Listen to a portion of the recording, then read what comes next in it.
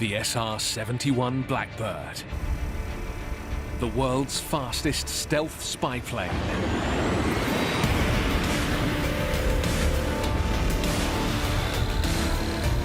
It flew faster than a rifle bullet.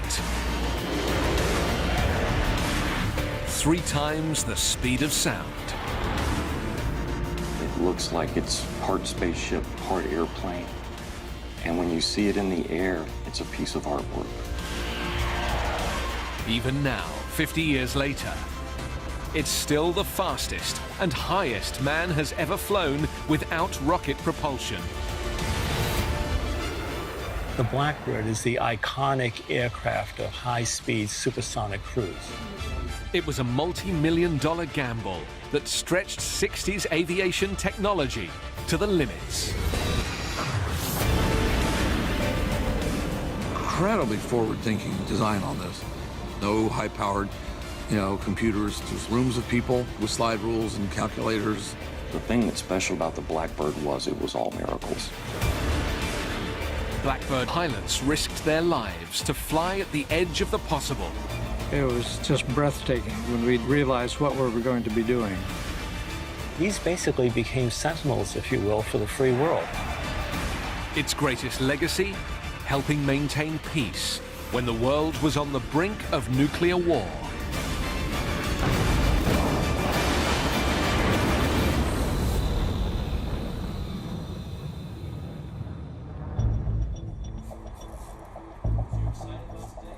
January 1966. 2 ace test pilots prepare for a critical experimental flight. The plane they're about to fly is an ultra-fast covert military jet, and it's just been modified to maximize performance. In the cockpit is a pilot with 4,000 flying hours under his belt, Bill Weaver. We took off about 11 something in the morning. We headed out on the programmed route. Everything was okay, routine. In the back seat is reconnaissance expert Jim Zweyer. Copy that. Flying at Mach 3.2, Weaver banks into a turn. And without warning, one of his engines stalls.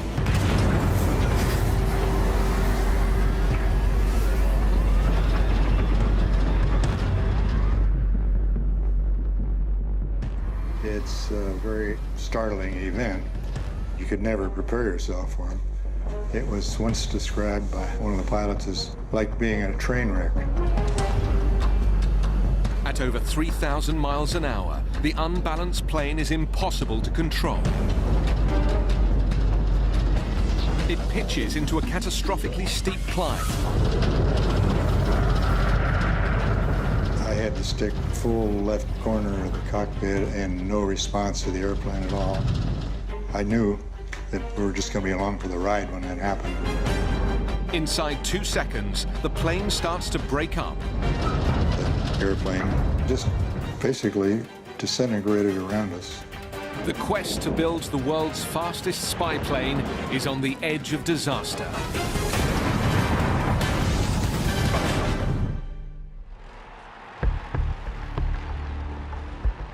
The story of the SR-71 Blackbird begins 9 years earlier, at the height of the Cold War. In 1957, the Soviet Union develops intercontinental ballistic missiles. Here, Khrushchev boasts that Russia already has intercontinental missiles in mass production. The threat of a direct nuclear strike on US cities makes gathering intelligence on the Soviets' nuclear arsenal a top priority. Well, in any conflict, knowledge is power. And we had to find out what the Soviet Union was doing, particularly with the missile program. We had a vital need to understand the capabilities of the Soviet military machine, but the Soviet Union was so vast that we could not gain this by using conventional aircraft.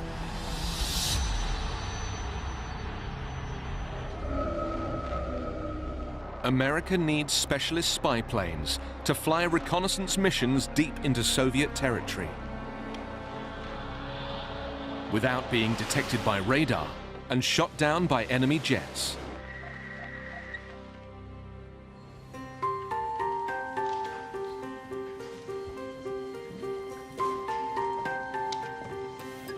In late 1957, the CIA asks defense contractor Lockheed to come up with a new undetectable spy in the sky. They would call it Project Archangel, led by aviation genius Kelly Johnson. Kelly Johnson undoubtedly is the Leonardo da Vinci of aviation design. The difference in him and other airplane designers is he had a vision of the future and the art of the possible. I had a great relationship with him. Yeah, I trusted him. He was almost a father figure to me.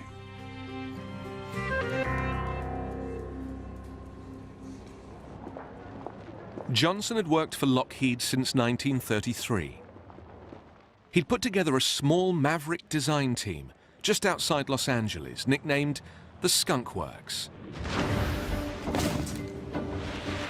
Johnson's team had designed several military planes, including a supersonic jet fighter, the iconic Lockheed F-104 Starfighter.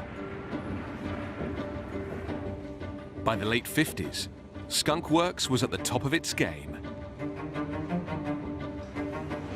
The factor that makes the Skunk Works different than other airplane design organizations is that they assume it can be done and then figure out how to do it. Back in 1955, Kelly Johnson had created America's first plane specifically designed for spying. The U-2 was a single-engine jet plane that could fly at altitudes of 20,000 meters, which according to US intelligence was 1,500 meters above the reach of Soviet radar.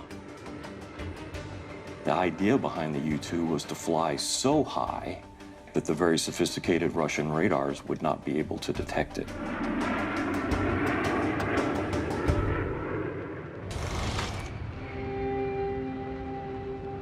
In 1956, the U-2 flew its first operational mission over Soviet territory. It returned safely with valuable intelligence. But the onboard device the plane carried to detect radar waves delivered some bad news. Soviet radar had tracked its every move. From our estimates, if the U-2 were to fly above a certain altitude, it could not be detected. The problem is we were wrong. The Soviet radars were better than we thought they were. The only comfort was that the Soviets had no means of downing the U-2 at this altitude. Yet. The Skunk Works team knew it was only a matter of time before Russian missile technology would catch up, with disastrous consequences. They would have to deliver the new undetectable spy in the sky, and fast.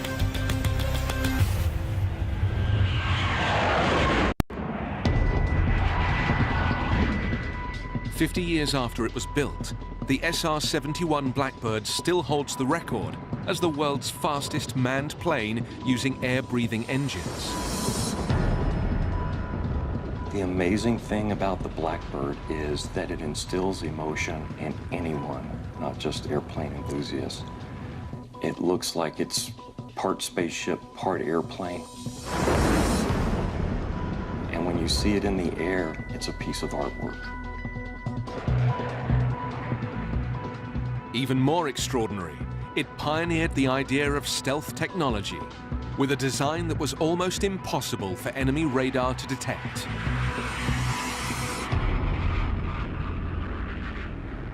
But reaching this pinnacle of aviation technology wasn't easy.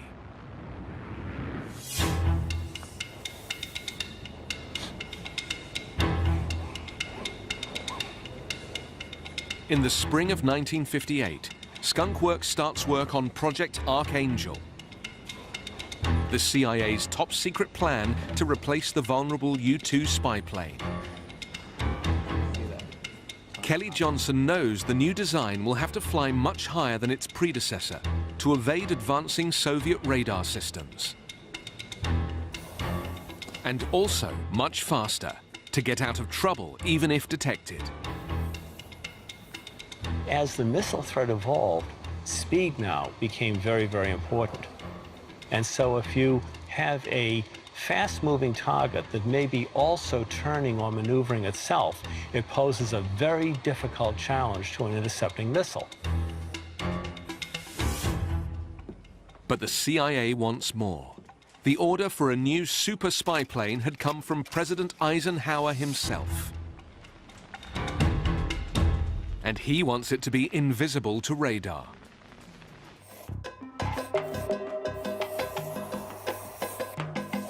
Achieving radar invisibility seemed near impossible.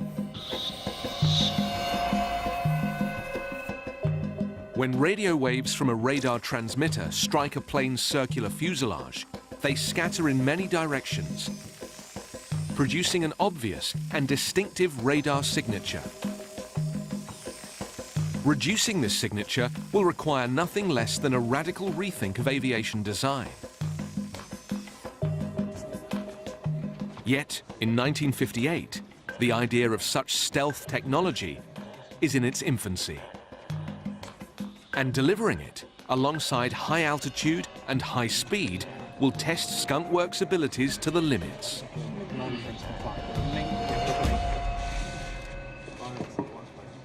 The Skunk Works team began looking at designs to meet these requirements of higher than 80,000 feet, faster than 2,000 miles per hour, as well as being reduced in radar cross-section.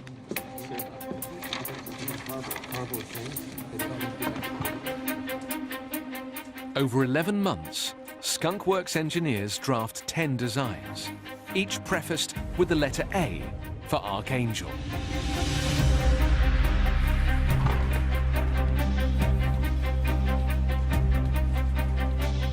Some aim for a reduced radar signature, others to achieve speed or height. None manage all three. The front runner is the A-10, capable of flying far higher than the U-2 and at over 3 times the speed of sound, Mach 3.2. But performance comes at a price. Its shape will make it highly visible to radar. In March 1959, things become critical at a meeting with the CIA's head of black operations. Kelly Johnson argues that the A-10 is the best design, despite its radar visibility. Designed to fly so high and so fast that even if detected, the Soviets will have no time to react. There was always a debate from the time of the U-2 onwards about which was the best way to defend a high-altitude reconnaissance aircraft. The CIA knows the president isn't about to settle for speed over stealth. It looks like the end of the road for Project Archangel.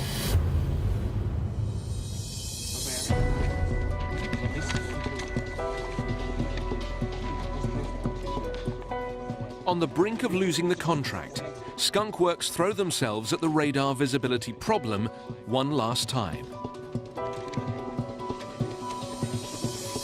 The M Lab was trying to come up with the answer for that. Yeah, we spent a lot of time and money trying to develop stealth. The challenge? To modify the plane's profile without compromising performance. 2 months later, one of the engineers makes a breakthrough. He takes the existing design and adds elements from other Project Archangel designs that reduce radar signature. The result is a radical new, streamlined look. The new design has a flatter underbelly and sleeker lines. When radio waves encounter this plane, instead of bouncing back to enemy radar receivers, they should deflect harmlessly away, along the flattened fuselage. The result? An incredible 90% reduction in the radar cross-section. The radar cross-section was something like 10 meters. You know, that's a big eagle, or it's a very small airplane. Now, the new spy plane faces the ultimate test. Will it convince the CIA?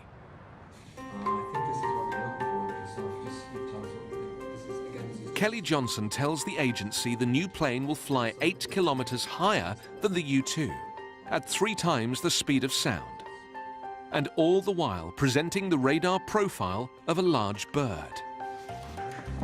On February 11th, 1960, the CIA approves a $96 million contract for Skunk Works to build a dozen spy planes, now called the A-12.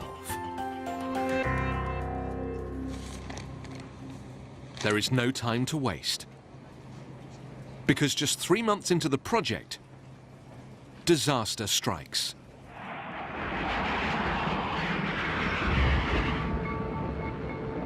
On May 1st, 1960, a U-2 spy plane is shot down by a missile in Soviet airspace.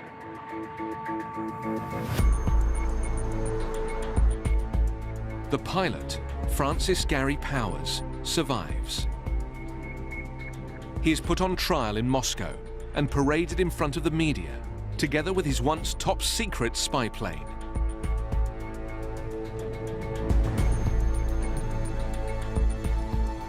It's an ominous sign of how fast Soviet technology is developing.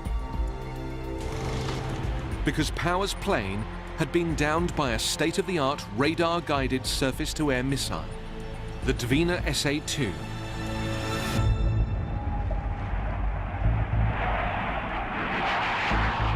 We knew the U-2 was going to be very limited from that point on in terms of random overflying anywhere in the country. So in that sense, the technology of the other countries were catching up to us. More than ever, the United States needs a spy plane that can't be shot down. Skunk Works feels the pressure. Building a plane with the futuristic qualities they'd promised the CIA is a monumental challenge.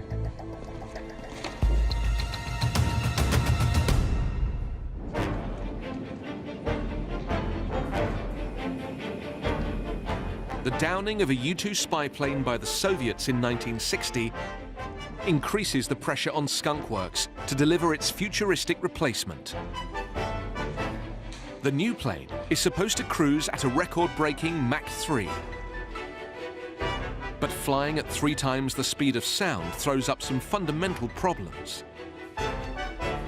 First, a conventional aluminium airframe is out of the question. Because at over 3,000 kilometers an hour, the friction created by airflow alone will heat the airframe to over 300 degrees Celsius. Skunk Works knows aluminium loses its strength at 150 degrees, which for a Mach 3 airplane is barely breaking a sweat. There were places on the Blackbird that were 600, 700 degrees Fahrenheit. Your oven at home goes to 550 degrees Fahrenheit. And so you had to look for materials that could survive those kinds of temperatures. And that's not all. To reach high altitudes, an airframe has to be light. But to fly supersonic, it must also be robust. There is only one material that meets all the demands: titanium. But the leading producer of the rare metal is the Soviet Union. The trick of how do you acquire the titanium and the volume necessary while not giving away the fact that you were building something like the Blackbird was a security challenge. The titanium is bought through dummy companies, so that the Soviets don't realize their customer is the CIA. But working with it is uncharted territory. So how do you machine it? How do you form it? How do you assemble it? A lot of that had to be created on the fly. Titanium is so hard that it damages standard machining equipment, forcing Skunk Works to develop new manufacturing processes.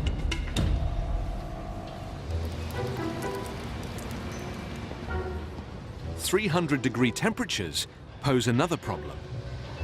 Metal expands when hot.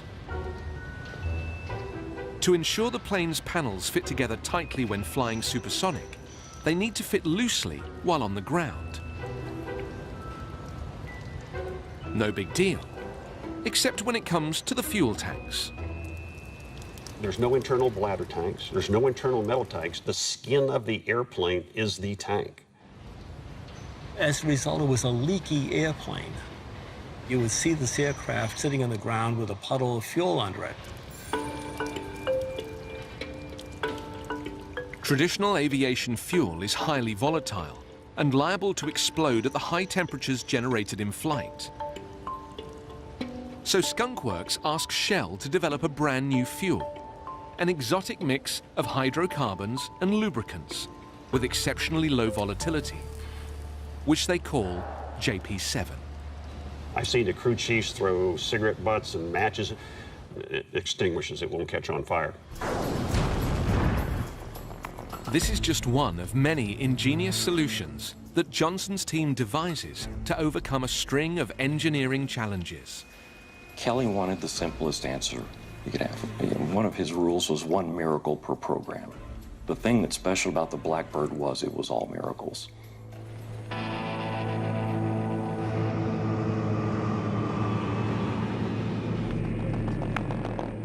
By the spring of 1962, people in Arizona begin to see strange craft streaking through the skies near the top secret Area 51. It's the latest version of the Skunk Works A-12 spy plane. The sightings fuel talk of UFOs. And so you start seeing bar talk develop. You start seeing people reporting what's going on. And in some cases, they're met by people in suits who take them away and tell them, don't talk about what you saw. 2 years later, Skunk Works believe they've made an even better version of the plane, a two-seater. And in 1964, the government decides to scotch the rumors of UFOs and unveil it. The new spy plane, destined for the US Air Force, will be called Reconnaissance Strike, RS-71.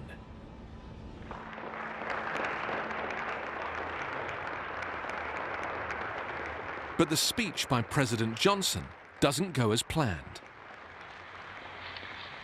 I would like to announce the successful development of a major new strategic manned aircraft system. This system employs the new SR-71 aircraft and provides a long-range... When President Johnson announced it, he got the designation backwards. It should have been RS-71, but he said SR-71, and it sounds better, and the name stuck. The Joint Chiefs of Staff... The Air Force decide it's easier to rename the aircraft than to correct the president's error. And of course, no one wished to contradict the president, so from that point on, SR-71 it was. Now, the entire world knows the SR-71 has put America back in the aerial spying game. It's time to put the SR-71 through its paces.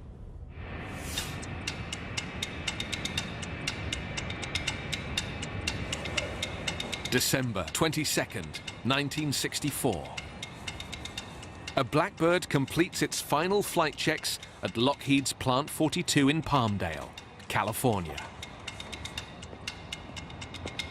It is the first official test flight of the SR-71. Test pilot Bob Gilliland has the dangerous privilege of being first in the cockpit. He has been handpicked by Kelly Johnson himself. One glance and you could see it was high and fast and big and long.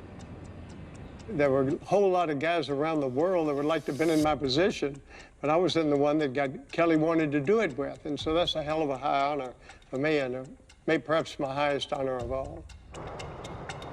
Every test flight has what are called open items, unresolved technical issues. But on this day, Gilliland knew there were 383 of them.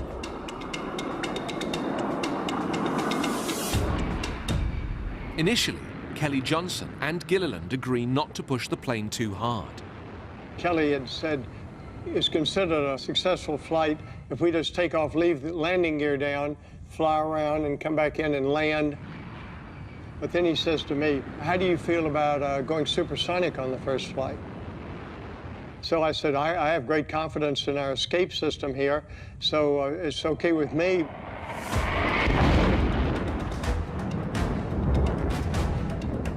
Gilliland's test flight breaks the sound barrier, reaching speeds of 1,600 kilometers an hour, cruising at 15,000 meters, over 3 kilometers higher than a commercial jetliner. But extreme performance demands extreme concentration.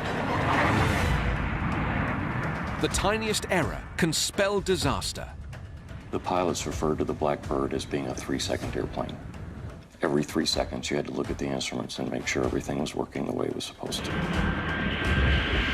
I got on down there for landing, and Kelly says, how's your fuel state? I said, excellent. So he says, well, how about a flyby? So we did a flyby.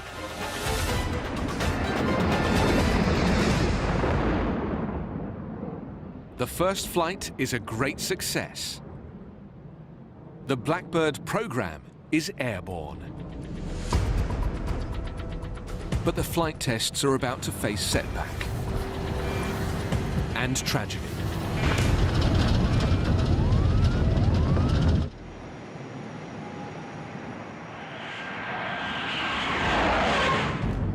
In January 1966, a crucial test flight for the Blackbird SR-71 spy plane is about to run into trouble. On board are pilot Bill Weaver and reconnaissance specialist Jim Zwayer. 24,000 meters up after losing control at Mach 3.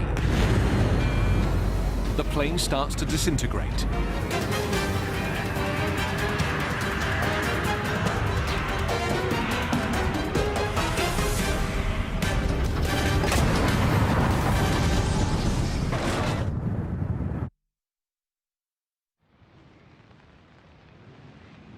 At Edwards Air Force Base, Weaver and Zwayer's Blackbird disappears from the tracking radar.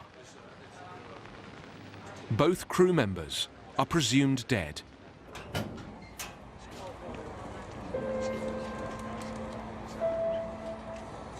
Fellow test pilot Bob Gilliland is on the base when he hears the news. I found out it was Bill Weaver, and his locker was near mine, and there were 2 cigars. Gilliland takes one of his friend's cigars to smoke in his memory. And I said, well, he may be dead, and if he is, I'll get him a whole box of cigars.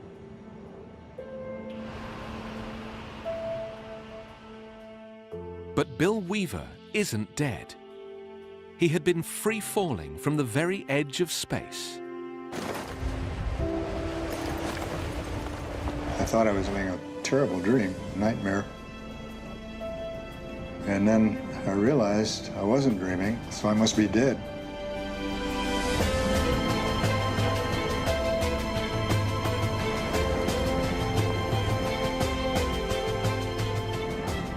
And then I realized that I'm not dead, and somehow I'm out of the airplane.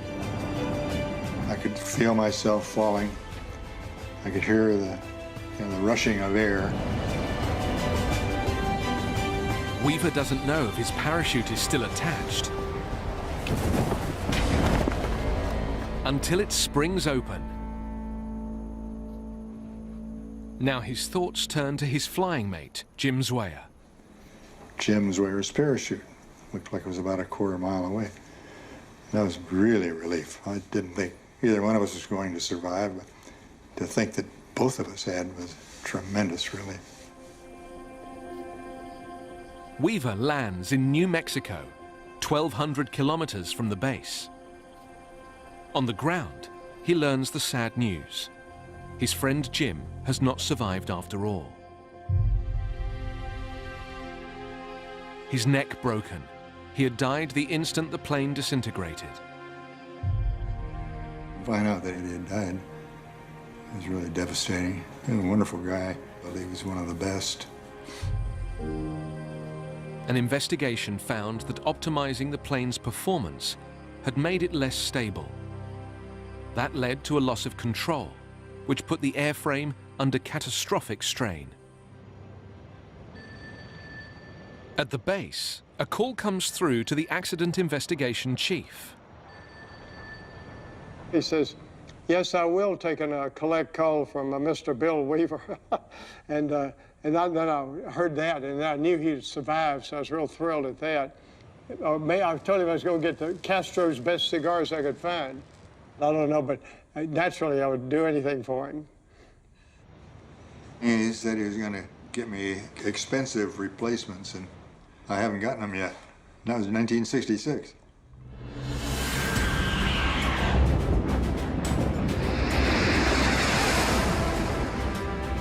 By 1967, Skunk Works finds solutions to all the Blackbird's design problems.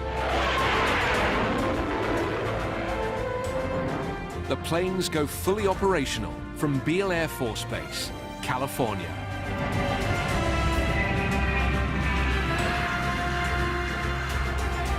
Now, America just needs the men to fly them.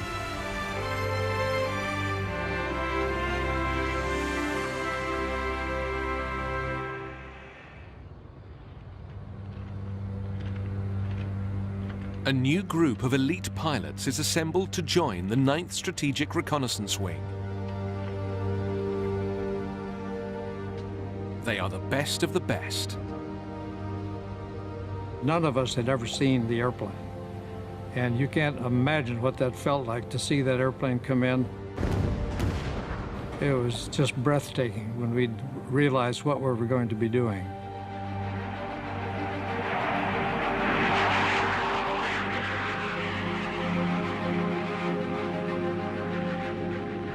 The Blackbird doesn't so much break records as shatter them. It can fly at 3 times the speed of sound, faster than a rifle bullet. It was kind of a good feeling to know that anytime you were flying, you were going higher and faster than any other person in the world. Its engines are the most powerful of the time, producing 160,000 horsepower. And swallowing 3,000 cubic meters of air every second, equivalent to 2 million people inhaling at once. You've got so much power, it's smooth, it's quiet, it's just delightful. It can fly an astonishing 25 kilometers above the Earth, applying a navigation system that used the stars to work out its position. I mean, it's the world's biggest planetarium show. You can see the curvature of the Earth. You can see almost 350 miles in any direction. Unbelievable what you see at 80,000 feet or higher. Just fantastic. Ironically, the Blackbird will never see active service over the Soviet Union, the role for which it was designed. But within a year, it will be called to operate in the heat of battle. March 1968, Vietnam. A daunting theater of war for the Blackbird's first combat mission. Its objective? To find an enemy Viet Cong site deep in the jungle, a supply area used to mount the siege of US Marines at Khe Sanh. The Blackbird delivers. Its high-resolution ground mapping radar reveals the secret site, enabling B-52 bombers to attack, ending the siege.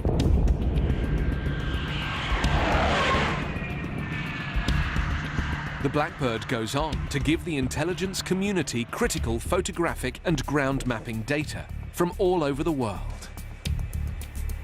Then you come back, and the intelligence community is just on it like ants on sugar. Okay, what has changed? Have they brought in some new defensive system, or what are we seeing here that's different from the last time we flew an area?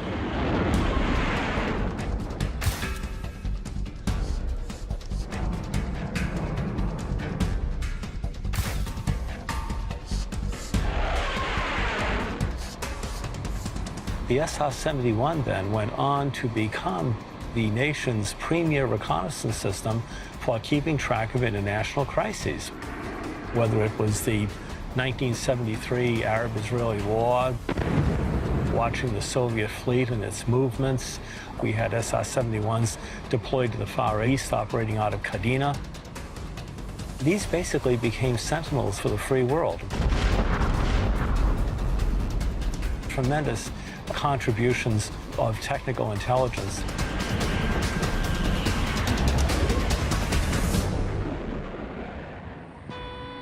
But the Blackbird is no longer invisible. In 1968, it is tracked by enemy radar for the first time. And as surface-to-air missiles grow ever more effective, Blackbird crews will soon face a direct attack.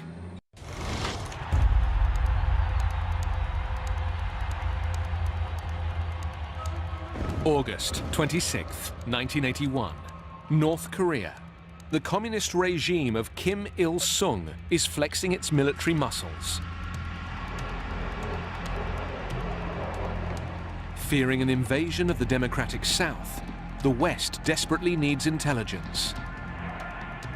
We had to understand what is happening with the North Korean order of battle. What is their intention? Where are their forces? What are they up to? What are they doing?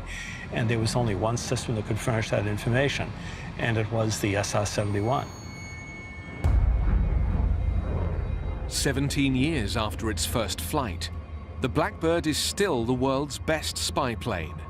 Now, it'll fly secret missions to locate the North Koreans' anti-aircraft missiles. Okay, just leveling out. No problems, Cap.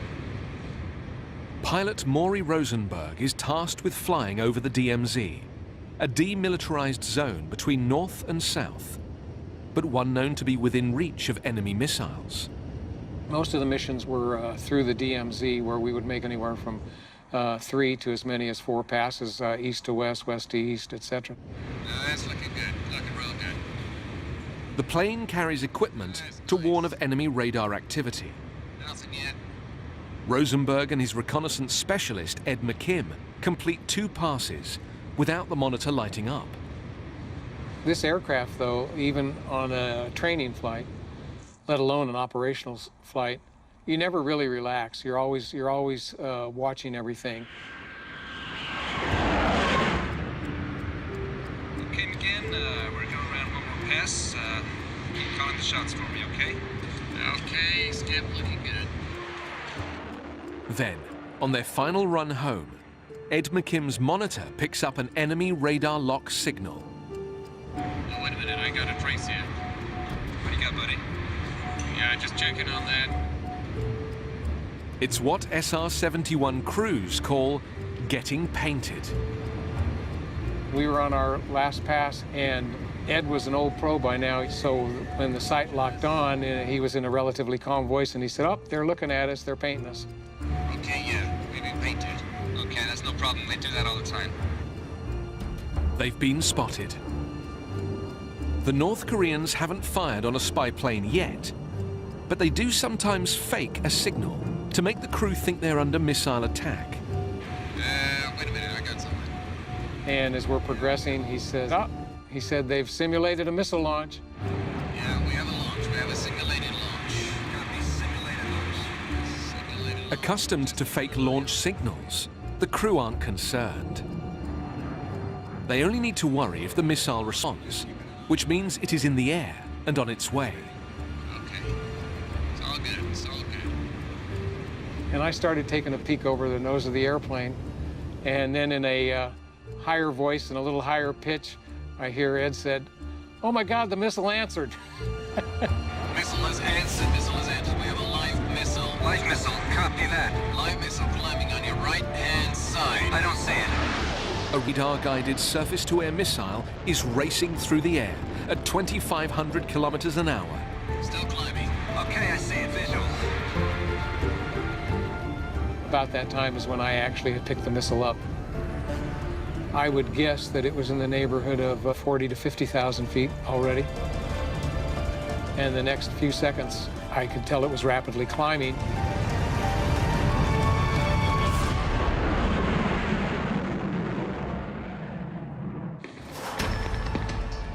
August 1981, and in the midst of renewed hostilities, North Korea has fired a Soviet-made guided missile at a Blackbird spy plane.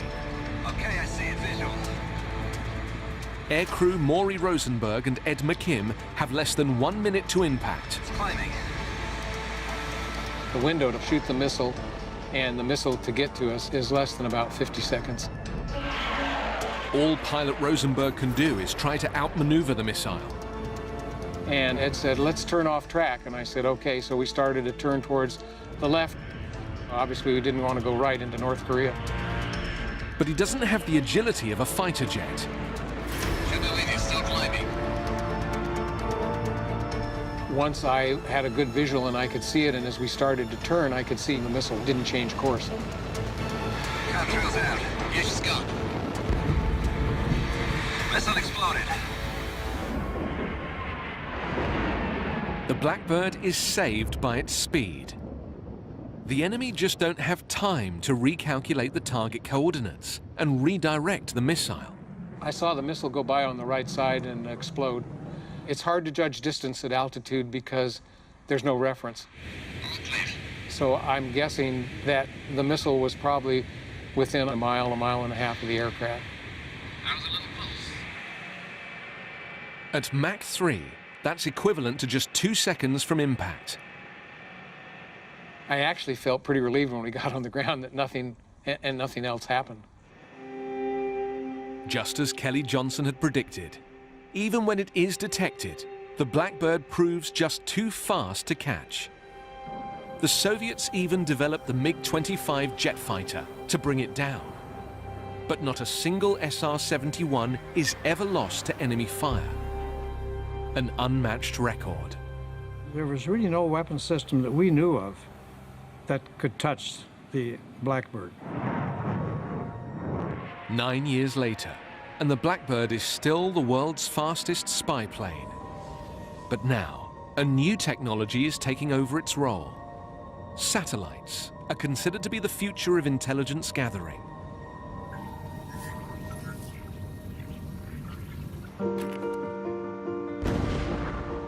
In March 1990, the Blackbird program is shut down.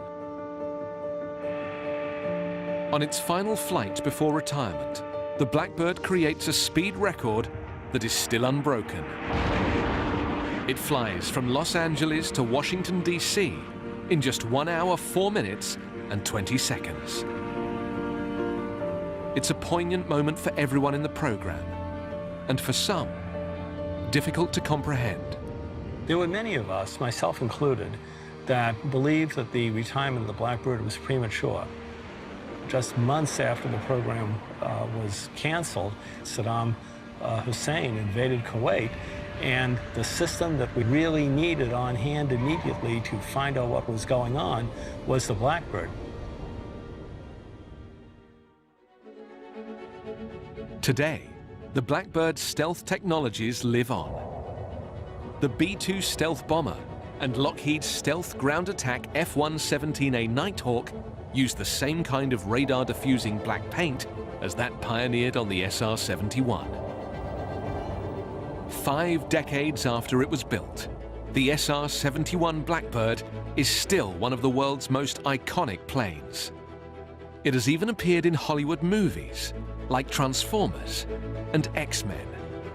To this day, it's the fastest and highest flying manned airplane that's not rocket-powered. The Blackbird was revolutionary because it was the first aircraft designed for sustained flight at 2,000 miles per hour. It was the first stealth airplane ever designed. Everything about the Blackbird was special because of what the engineers asked it to do.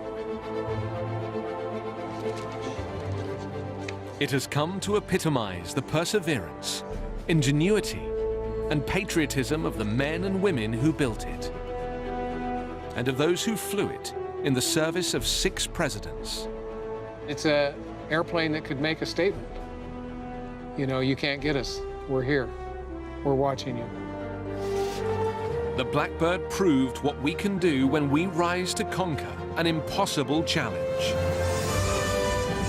I think one of the lessons of the SR-71 is you give men and women a task and give them the authority and the resources. It's amazing what you can create. But perhaps the Blackbird's greatest legacy is as the aircraft that helped maintain peace when the world was on the brink of nuclear war. It was the fastest airplane ever built. It helped win the Cold War, and that ought to be a pretty good little achievement.